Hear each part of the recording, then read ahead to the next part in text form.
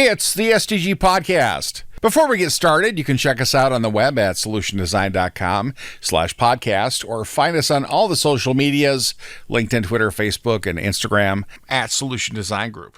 Hi, everybody. Wait, Welcome. really quick, Kyle, before you get started. Nothing. I had nothing. Just one more thing. Today, we're joined by Chad Juttner and the mighty Peter Lawrence, and our super special guest, council member from Chaska and a longtime consultant for SDG, Mike Huang, is joining us because I have questions. Everybody else had adjectives. I was just Chad. Yeah, you're just Chad. I'm sorry. That's all right. Yeah. It changes Lightning every week, Chad Juttner, the mighty Chad, super Chad. But you could get elected too, Chad. I was actually, once I found out what we're talking about, I'm really excited to talk about this because I have considered running up here in Champlain for what you're doing. My first question, this came to mind, and of course, anytime I think of like city council, you come to mind, Mike. You're the only city council person that So what are the rules you guys have to follow for... Hey, Kyle, really quick. What are we talking about today? We're talking about city council stuff. And Mike is on specifically because... He's the council member for Ward 4 for Chaska, and his term goes through the year and expires December 31st of 2024. And Mike, you were elected when? So I was elected 4 years ago. And then I actually went through an appointment process initially because it was in 2019 that I was actually appointed. And then I went through a special election and then actually the general election following that. So been through two election cycles and an appointment process. But so it started with an appointment process. You were appointed. Yeah, I was appointed to fill a vacant role. So it turned out that, one of those things about being in city council is that to be in city council, you need to live where you're representing, right? So the person who was representing me in my ward actually moved to a different part of the city and was no longer in this ward. So since that ward was vacant, since that council seat was vacant, the city by statute is allowed to appoint someone to that position to fill that vacancy for the remainder of the term. Around that time, there was a lot of consternation because it was around the time of the first Trump presidency. And so a lot of people were concerned that is it legitimate, is it not? So because of that, there was a lot of pressure to have a special election to make sure that even though it was less than a year remaining on that seat, to have an election to make sure it was people were actually making the choice and it wasn't just a political move. Right. How did they? So I ran for the seat which I was appointed to in a special election, won that one. And then I was, like 9 months later up for re-election. So you had to run again. Just won. Yep. And then had to run again. But the good news is that I ran unopposed. Yeah. How did they pick you to be appointed? So it was an application process, right? They just put out a notice saying that anyone who's interested, fill out this application like you would for a commission or something like that. And then you'd interview with the council, and the council would interviewed like 3 of us, I think. And then they selected me to represent. At the time, I was also the chair of the planning commission too. So then I had like 9 years under my belt there. So it wasn't like I was just randomly coming in saying, hey, I just want to help out. I'd come in with experience in the city already. So, I think that gave me a definite leg up over the others who were also vying for the position as well. So were you appointed to the commission then before that? Yes, the commissions are all appointed. So, I want to know some things because I see things on social media, all of them true, and I want to verify them. So there are some shenanigans about council members meeting outside of the normal city council meeting. What kind of rules do you all have to follow? So there's a set of laws. Basically, or there's this law in the state of Minnesota called open meeting law. And open meeting law is basically designed to prevent decisions from being made by elected officials and boards and commissions, for example, outside of the public view. So that way that the public can have input and can see this is why the decision is being made. So, for example, let's say that Chad and yourself, Kyle, and Peter, we were like, the three of you are make a a board or a commission, right? The open meeting law says if there's a quorum, which means 2 out of the 3 of you, or if there's 5, it's 3 out of 5, or or like 4 out of 7, whatever the quorum would be. If there's a quorum, that group cannot meet anywhere and actually have a conversation about any potential business related to the city or business that you might discuss or make a decision on without the public being there and being invited at least, I would recall, like 48 hours in advance. So because there's always that possibility of collusion to say that, the 3 of you could get together at a bar and say, you know what, I think that this would be the best thing we should do for our group or our whatever you represent. And then this is what we're going to do. And then make a decision without anyone being present or anyone able to offer their input that contradicts what you want to do, right? That's so a it's bummer. So I in think principle, it's like the best decisions are made at the bar. I think the distinction isn't that it can't be made at the bar, but it can't be made at the bar without inviting the rest of the community to participate with you. Okay. So you could have an open meeting anywhere in the community that is accessible to everyone else in the community.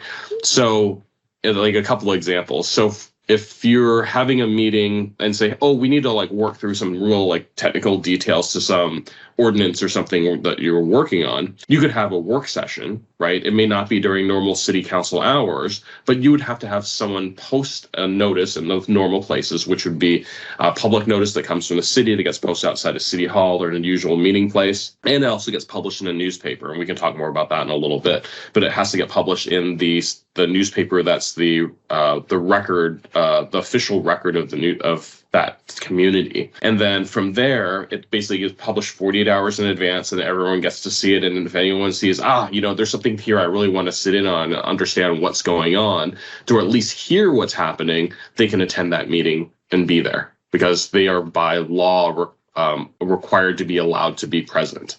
Now, that meeting could be at a bar, it could be at someone's house, it could be somewhere, as long as it's public accessible and open to the public. And that's the key thing. The interesting twist to that is that if, let's say that, the 3 of you are all shopping at Target and happen to run each other into the, next to the bananas or something and say, hey, I just happened to run into you here. Technically, while there may or may not be a violation of open meeting law, it really depends if you're talking about the subject matter at hand.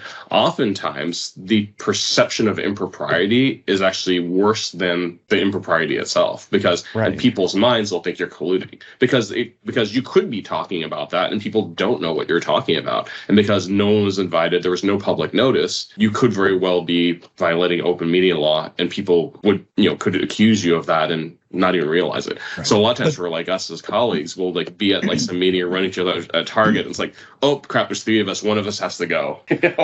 But the banana section at Target's a little different than, say, I don't know, the dining room of one of the 3 people's houses or something like that, right? The banana section seems more fortuitous than sort of meeting in the back room of a bar or something like that, the 3 of you. That seems a little bit more collusive than the other. But, absolutely. But I suppose it's easier to separate than it is to defend, right? Absolutely. I think it's just, what are the consequences? It's easier just to avoid the problem in the first place. Yeah. What are the consequences then? So you guys do this and then what, right? Somebody complains. Yep. So if someone complains and says, well, this is a problem, the state attorney general could actually, file, could actually litigate against you. So as an individual, so not as a city. So let's say, then this actually happened in the city of Victoria, where a number of city of Victoria council members got together and, and had conversations and had discussions about things that were related to city business. And this is what's interesting, is that this can also happen over a phone conversation and can happen over email too. So some of these conversations happened over email. So if someone says, hey, there's a group email between maybe 4 or 5 of us or 10 of us, right? And the 3 of you happen to be on it. And all it takes is one of you to reply back to it. You've participated in the conversation rather than listening into something.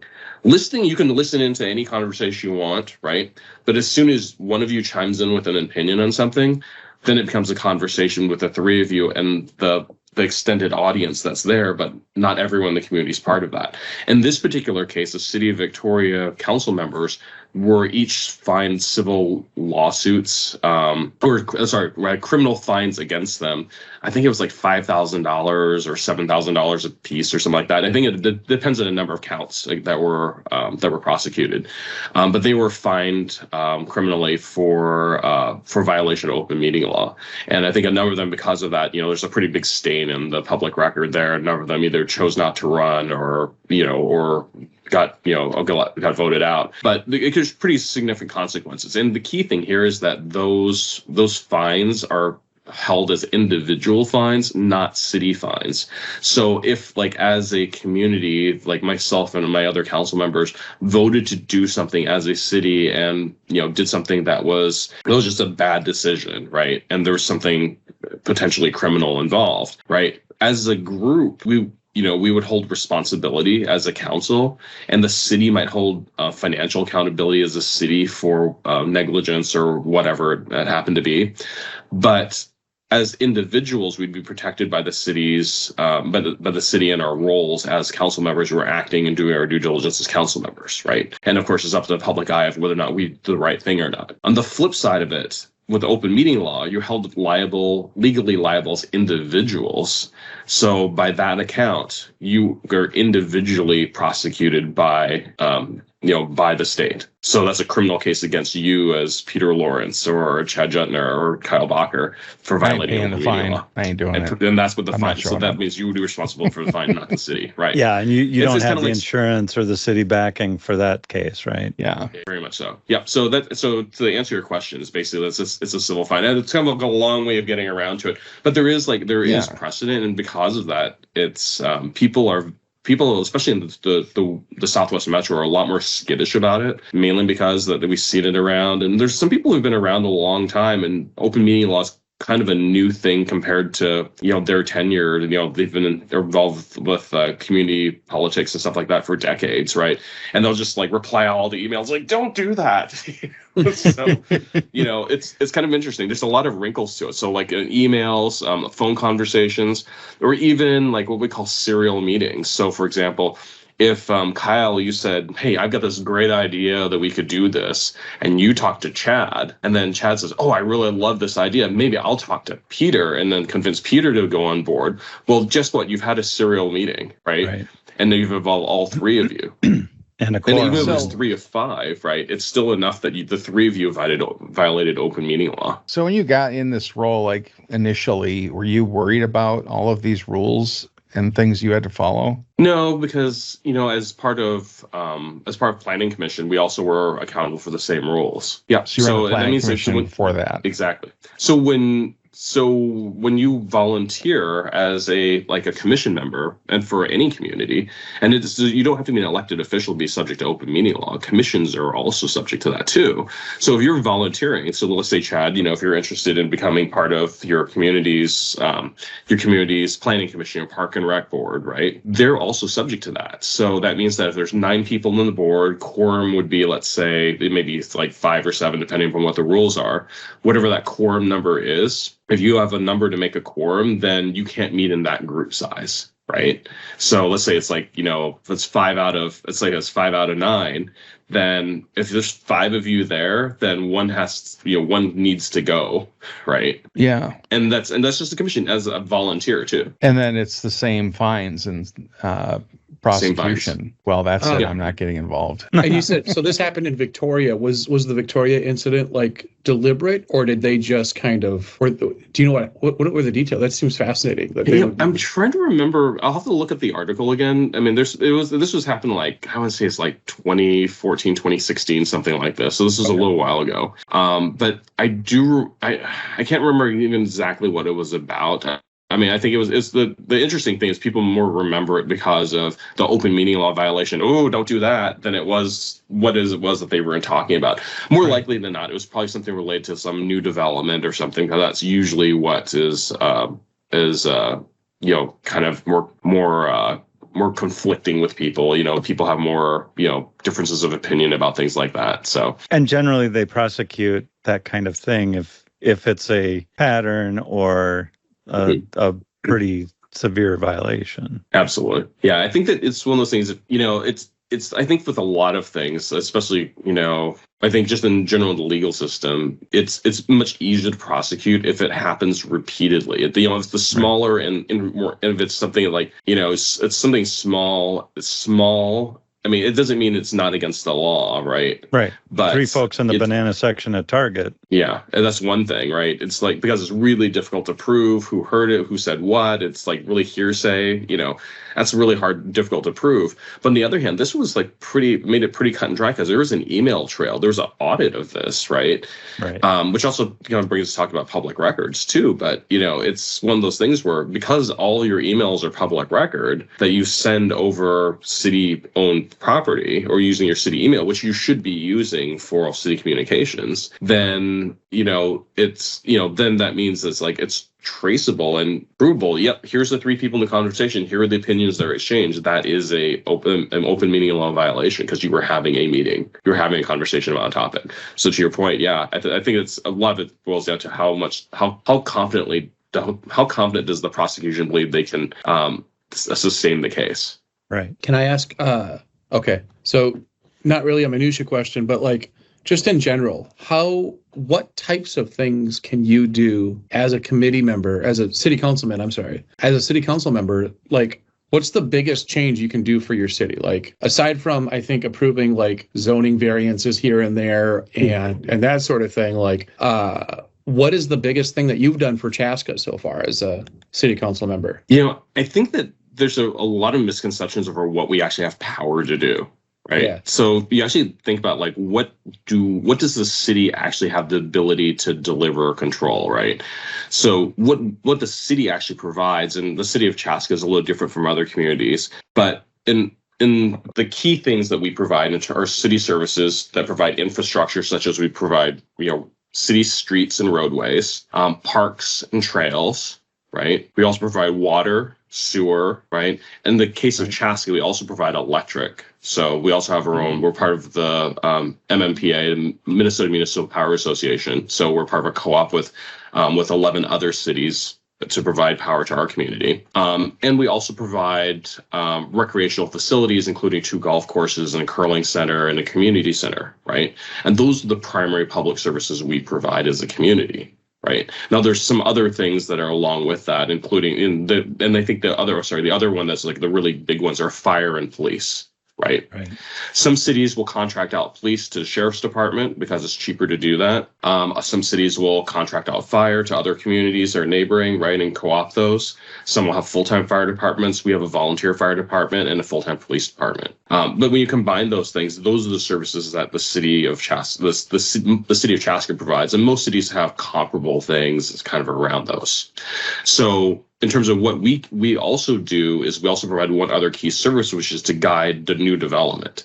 So that new development is, could be something like whether, to try to promote and attract development to come into the town to develop, whether it's could be new commercial businesses, trying to attract new retail tenants to downtown, could be whether it's a Target or bringing a data center to Chaska, or likewise it could be something like reconstruction of roadways to help beautify or revitalize an area, or it could be redevelopment of or blighted property that maybe it's really has gone nowhere, and it's a problem, right? And so we can encourage a lot of those things and help to provide money and support to that. But all of this is under this big umbrella of strategic planning and strategic leadership for the city. So that way we can say, okay, this is the vision of where we want to go. And then to provide the kind of direction of what are the values of things we're looking for, and provide that guidance to staff, and then also provide the funding to support those things. So the priorities of what's important to the city, public safety is really, really key. Reliable city utilities like water and sewer are really key. High quality parks and trails are really important to residents, right? So if those are things that are really important to residents, then how do we, fund and encourage those things along the way and provide the right support financially to make sure those things happen, right? So So that's kind of like the big answer, right?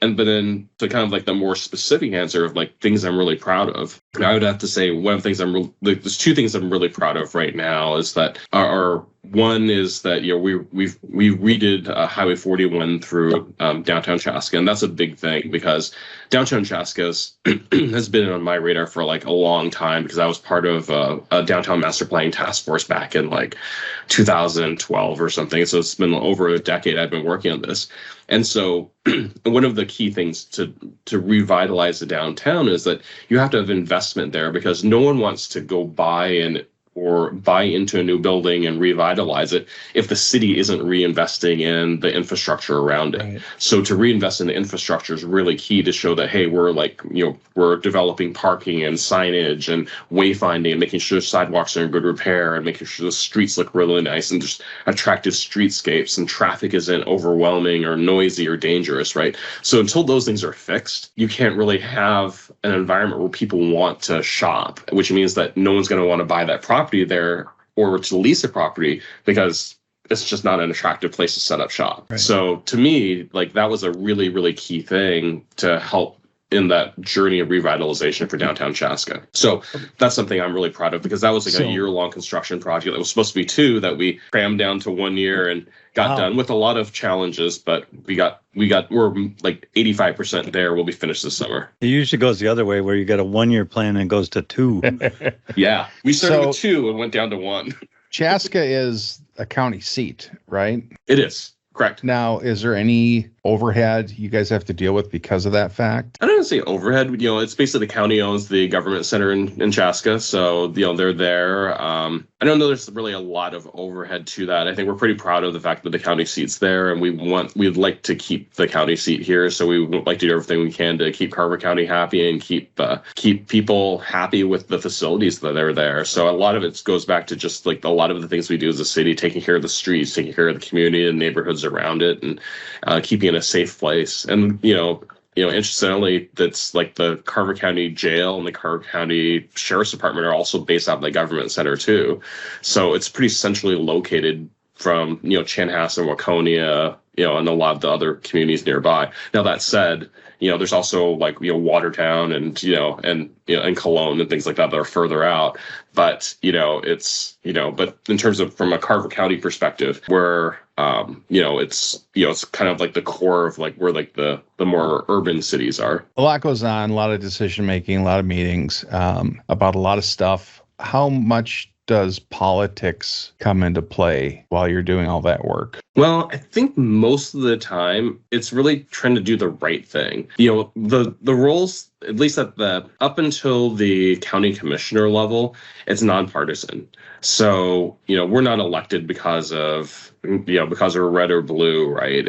We're elected because, we're able to run on the basis of, either our record or of what we've done, our professional bios, how compelling we are to voters, whatever, right? But ultimately, I think that when we look at something that's important, we do listen to what people say and hear. You see what happens. You see, people commenting on Facebook about things, and you hear people around town chatting about things. And sometimes someone will call you up and say, "What the heck did this go on?" Right?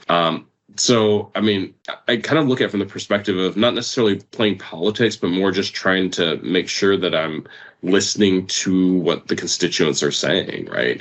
Because for any issue, there's always another side to it. And I think it's important to make sure that people are heard.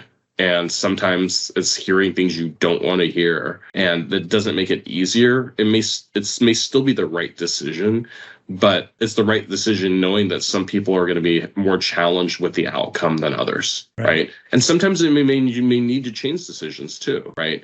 But that's part of being a public servant, right? It's about listening. I think that a true public servant will listen and be willing to change their mind if they believe it's the right thing to do. So I want to make a comment here about so you've never considered, for example, banning Uber in your city? No.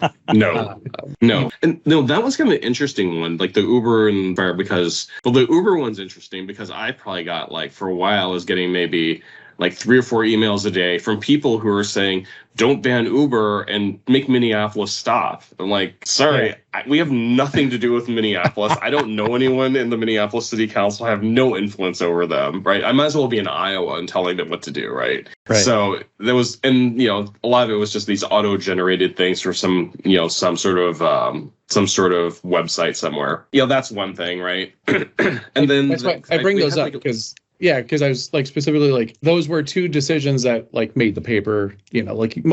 I don't think you've probably, correct me if I'm wrong, but no decision that you've made in Chaska has elevated itself to the level of a Star Tribune article and then a week's worth of opinion pieces about a decision that you made. But those decisions that they make. Those decisions they make in the Minneapolis City Council do generate a lot of emails and calls for you because they think your constituents probably think if they did it in Minneapolis, that's going to leak over into Chaska. Absolutely. Chaska always follows Minneapolis, right? As does Minneapolis, right so does Chaska. Yeah, exactly. And so the portrayal of city councils and city council meetings that we see on social media and regular media, what are the myths there that you can dispel? Did you say portrayal or betrayal? Oh, portrayal. Okay. Portrayal. Yes. Betrayal. Like Parks and Rec and having it's like much more dramatic. Yeah. It sounds like more like a murder mystery than anything else. Betrayal of the council chambers, chapter 3. So, do people come in and shout at you? We've gotten our ear lashing occasionally. It's hard. Those are not fun moments. You do get people upset at you. People think that you do have a lot more power than you really do. One of the probably most common misconceptions that people have about city council is, and I think it's hilarious because I spent also 9 years on planning commission dealing with exactly the same thing, is that people think that city council gets to choose which stores come to town. Yeah. If I had a nickel for every time someone said, hey, can you make a Trader Joe's come to Chaska, that would be great. And it's not like we have some big magic catalog we open up of, here's all the wonderful stores I can have in Chaska. And like, I'd like to have a Trader Joe's. I'm going to put it right there in that corner. Because if I could, I would. I'd love to do that. But people think that we just make that decision. And it's funny because people just still continue to come up with that conclusion that somehow we get to choose and we don't. Ultimately, what you can do though is you can make it more attractive a business to come to your town. Yes. So we can do things that can make it more attractive, right? The biggest lever we do have is taxes, and there's tax abatement and things like that. But the problem is it comes with a cost, right? So it comes with a cost that you're giving up something, and you're also giving money to one business, but not everybody else. So it becomes really unfair to all the other businesses who said, what the heck? I made it here without your help. How come they're getting help, right? Right. So, I mean, and even then, does it mean that they'd want to be there? Because the tax abatement's only for a finite period, right? So, that has implications. Like, a great example of that happening is in Shakopee. So if you drive on 169 and you see on the south side of 169, there's a big Shutterfly building. Shutterfly was actually incented to come to Shakopee because of tax financing that was provided to them.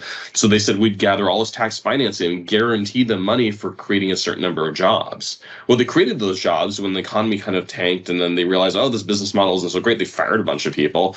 The building is mostly empty there, but as long as they keep it there, it's dirt cheap for them because they're just getting free money to stay there. Well, who wins there? It's really Shutterfly, not the community. Community did for a little while, but not long term. So debatable, right? And so there's a lot of implications to it. Right. But could we incent somebody? Yes. But, does it make sense to pick winners and losers? I think that the general consensus, just in general, is no. But we can also go out and we can market to them, we can advertise and stuff, and that's all fair game. The one thing I think that ultimately people, need to, I think people need to know, which not everyone, understands, is that the way if let's say a grocery store or a restaurant or or even just like a Target wants to come to town, what they do is they basically say, okay, if I'm going to go to, like, let's say I'm going to go to Chaska, right? They drop a pin at the location of where they want to set up shop in Chaska. It could be even a hotel, for example. Hotels do exactly the same thing. And then so with it, like, so for my store to survive, I need to have within a minimum of a 20-minute drive from me, I have to have like at least 50,000 people population. And of that, 80% of them have to have an income level over this in order to make it worthwhile, because this is the demographic of who actually shops at a Target. If I don't have those numbers, it's just not going to make sense. Right. And so, and it's a pretty common formula. I mean, now what the numbers are changes depending upon Trader Joe's. Might be like a smaller circle with a higher percentage of more affluent population versus an Aldi, which is, you know, maybe the same size circle, but then they lower that number because they're looking for people with a discount kind of view of the world, right? That's something that businesses look at. There's other criteria too, but businesses will look at that and say, can my business survive here long term? Not just for like a year, not just for 2 years, but if I'm investing in a building and setting up this, you know, say facilities and operations, all this other stuff, and hiring people, I want to know that's going to be there for 5 or 10 years at least to get my money back and then to continue to operate indefinitely. So when they look at that model, it's like, well, no, you know, it probably wouldn't survive here, or maybe it might be better off in a neighboring community because it has a better population or better geography. Well, that's why the choices are made like that, because of those factors they're looking at that make sense to them as a business. Now, we can, you know, try to argue our point, but ultimately it's their decision. We can't make them come. You know, we can, and, you know, of course the incentives are there, but, you know, that's not something we really, at least in my time there, we haven't used incentives to try to lure someone to a location. Well, speaking of that really quick, so I grew up in North Minneapolis, right off of Penn and Broadway, and I still keep an eye on the neighborhood. And one of the biggest problems that the neighborhood has right now in North Minneapolis is it's kind of a food desert, right? Like the closest grocery store for a lot of folks is, you know, 5 miles away. It's the Hy-Vee on 81 over there. What kind of controls, now just, I'm probably isn't a fair question, right? Because you're not a Minneapolis City Council member, and I don't think you want to be ever. But what kind of controls would you have as a council member, right? Because I'm assuming the council rules that apply to City of Minneapolis are just the same that apply to you, but on a bigger macro scale, right? Like it just kind of scales up to the size of the city. What kind of controls do you have to address problems like that for the community? Like, especially like, what would you do, I guess is what I'm asking. What would you do for that area of North Minneapolis to kind of like... Could you create some zoning or something that would make it attractive to a grocery store and have that happen? Yeah, I think it would boils down to zoning, and any is, you know, I think it well, let me back up. Ultimately, I think it depends on understanding the source of what the challenge is for why businesses don't want to be there. Because if I was in the shoes of the Minneapolis City Council, I would be I'd direct staff to say, let's work with potential suitors to, you know, who either redevelop those neighborhoods or help develop in those neighborhoods,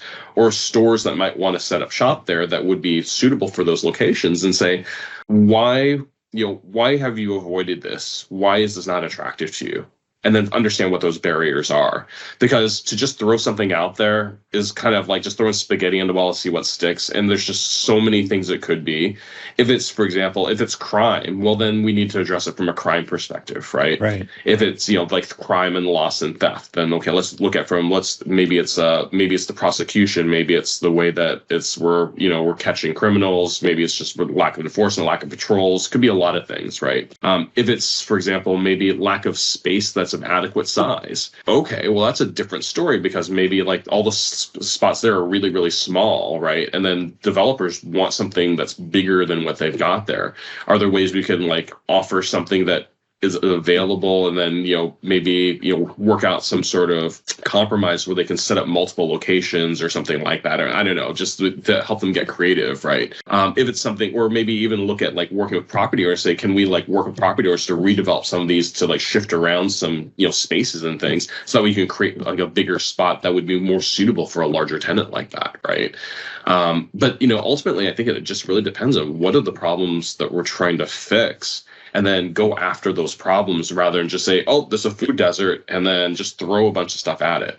I think it's, we're all technologists. And so in our world, you don't just start throwing code at something because there's a bug, right? You say, well, what's the problem that's actually causing the bug? And let's try to fix that. And I don't know that necessarily all people in general think that way. And we're engineers, and that's kind of what we do, right? Because that's the way stuff gets fixed. But not everyone thinks in that mindset. So, but that's just the way I would sounds like that food scarcity or whatever sounds like a good place to put incentives, because it's got an altruistic, reason behind it. As long as the incentives are enough to counterbalance whatever's keeping them from signing up, right? And then I think the other thing is also needs to be equitable to other communities, other parts of the community too. Because if you offer it, then why do you offer it there but not in another part of town? Right.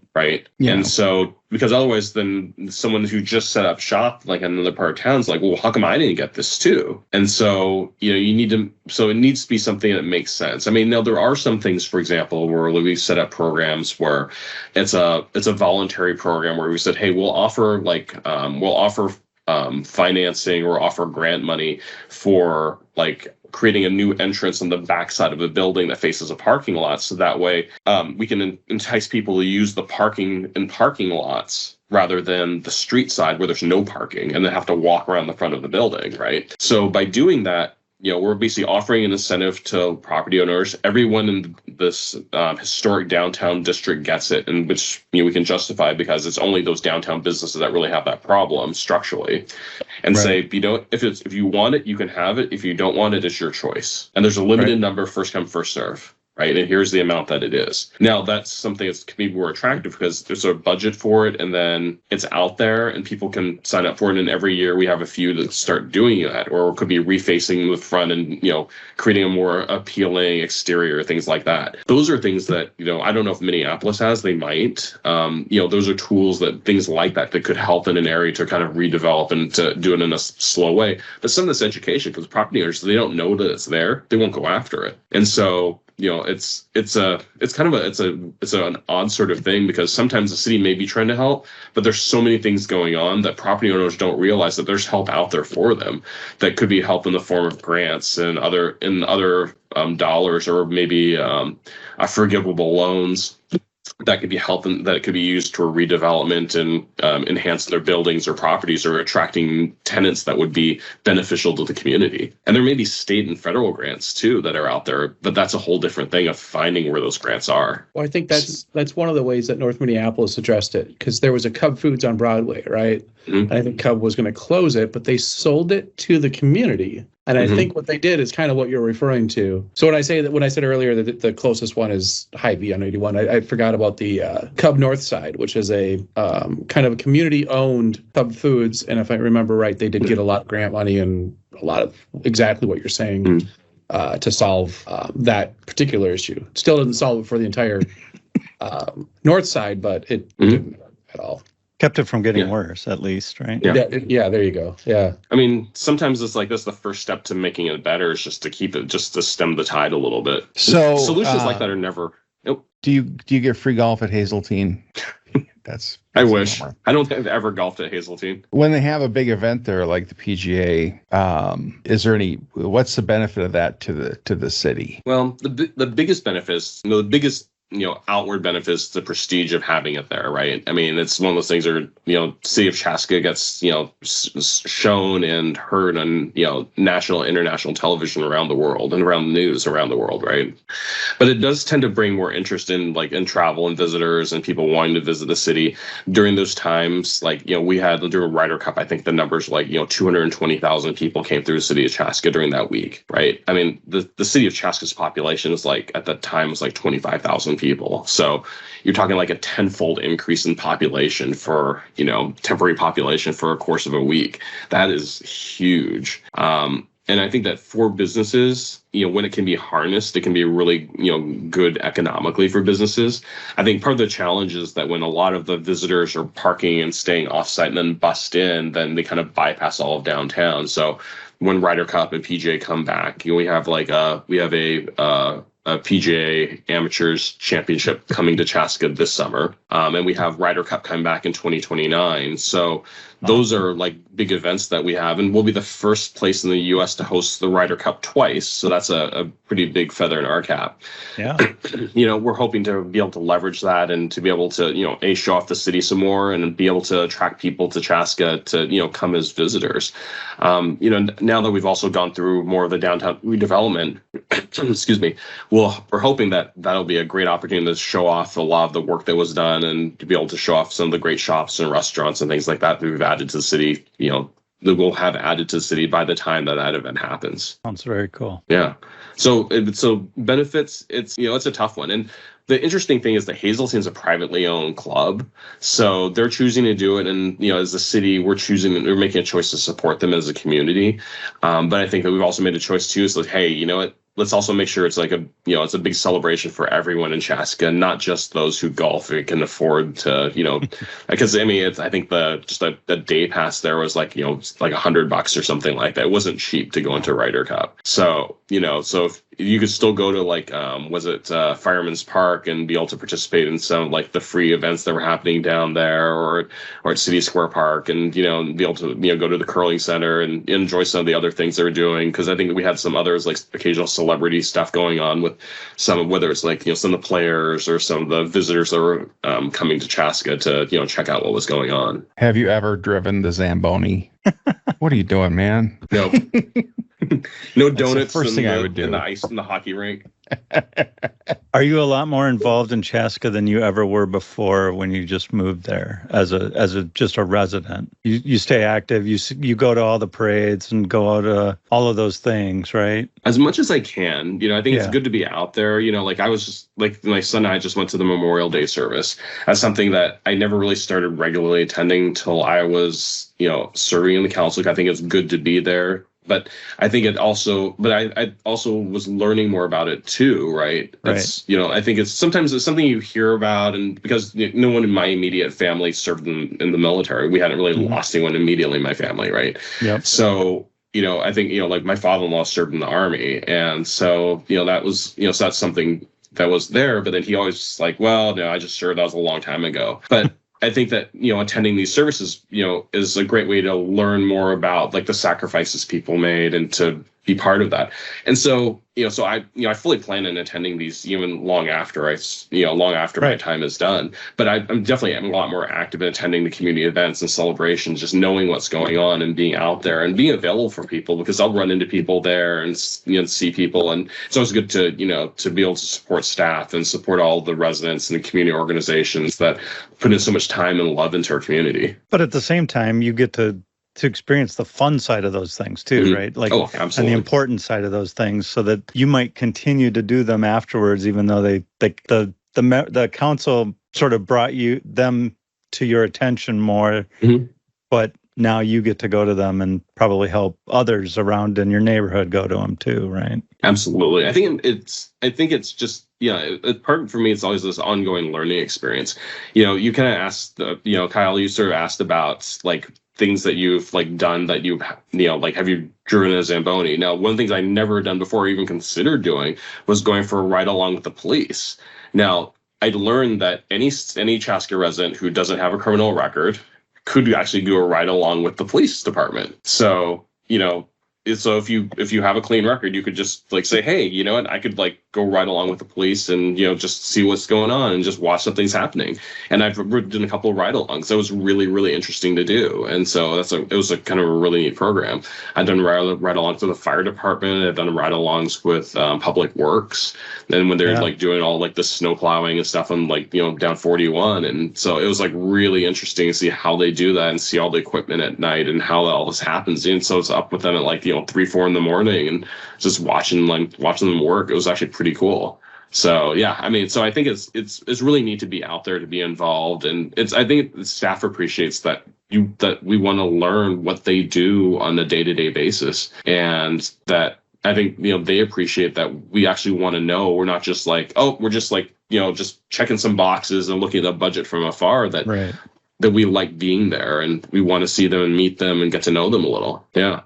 That's cool. And they do a great job. So I've really never gotten involved in the city stuff. I did a community ed class. I took one. And that's about it. And there's been decisions and things that have happened that I didn't like when they planted the big pine tree right behind my yard that will someday block my view of the Southwest Light Rail train, which is a bummer. I bet it's going to look really nice. It's like, how do you get more in the cities? Is it just show up to those meetings? What's the path in? What should I be doing as a good citizen in my city to make sure that I'm aware of stuff going on and participate? What's your recommendation, Mike? So I think there's a few different ways to look at it. So I think if you just want to be more aware of what's going on, there's every community has city newsletters, city social media, right? That's official social media put out by the city, right? And they'll usually publish things like that. If you want to see more, if you're a little bit more of a policy nerd, right? And want to see what's going on in the city, you can most people can see the city council meetings either on YouTube or streaming on Facebook or something like that. And they're usually on public access too. Do you remember the Wayne's World public access? But it is still around, right? But it actually streams our city meetings. So that's still out there as well.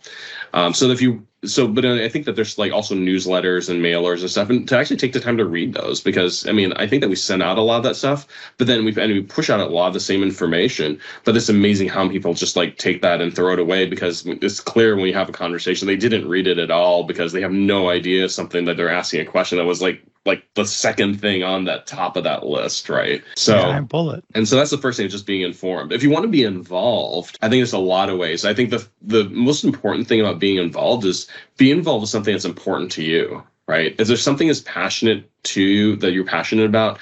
Let's say you're passionate about architecture. Well, maybe there's either it could be a historic preservation commission or historic preservation group or history group within your community. For us, we have those. It could be getting involved with, if you're interested in planning and helping the development of what's going on, could be applying to be on the planning commission. There's no prerequisite to be on the planning commission except being a resident.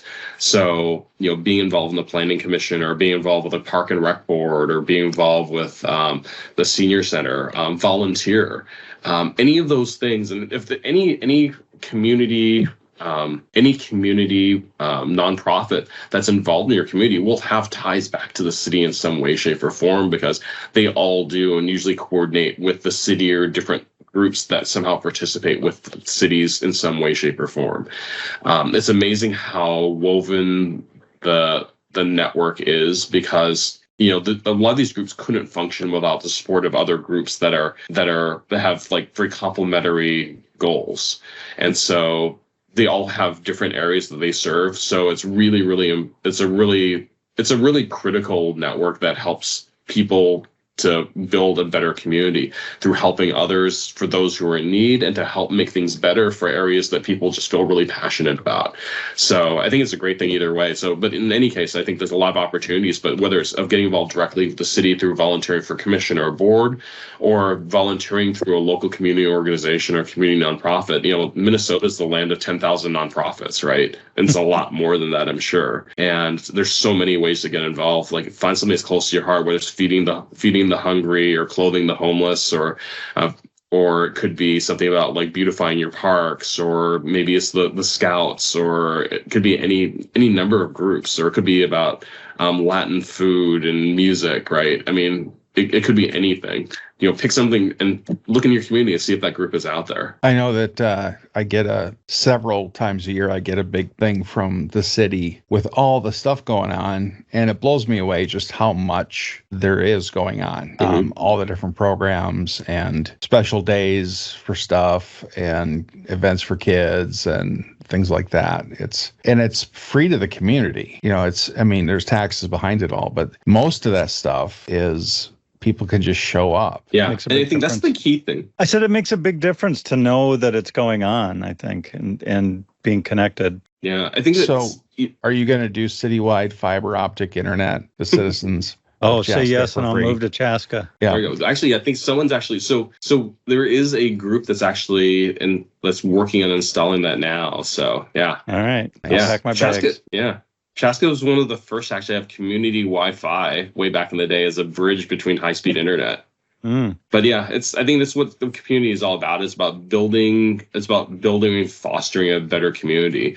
And those things could be, programs to to celebrate events and celebrate culture and heritage, to just building great buildings, whether facilities for housing and for retail and stuff. But cities are about building community and building great places for people to live and work. Well, thank you for taking the time to join us today, Mike. Really appreciate it. I think with that, we can shut her down and say goodbye, everybody. Bye, everybody. Thank you very much for having me, guys. Solution Design Group is a digital product consultancy in Minneapolis. Check us out on the web at solutiondesign.com or look for us on Facebook, Twitter, LinkedIn, and Instagram at Solution Design Group.